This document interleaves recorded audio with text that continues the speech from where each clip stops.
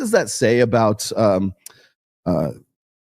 house husbands and stay-at-home dads? Does that mean that there is a much higher instance of divorce because they're not in any way making more than their wives are? Their wives are their primary breadwinners because they're too busy taking care of the kids.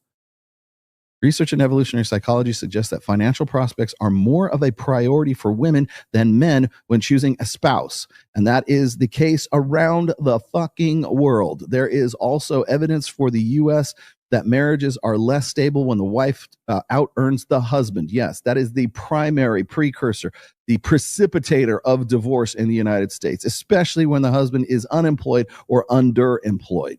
Yet recently, a Wall Street Journal reported that while in the past marriages where the wife earned more than her husband were more likely to end a divorce, this was no longer the case.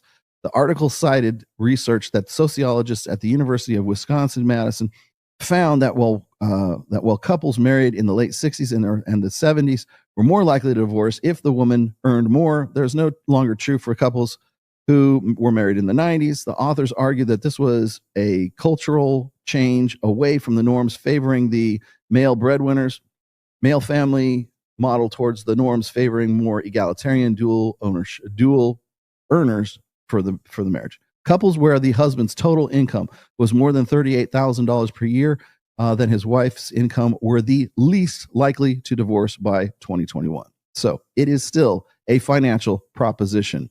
The more than half of all marriages in the United States are now dual earner marriages, and the share of women who earn as much as or as significantly more than their husband has roughly tripled over the past 50 years. What does that have to say about these tradcon fuckwits who are like, oh, you got to do everything in your power to make sure that she doesn't have to work anymore and she can just sit at home and she can be with the kids?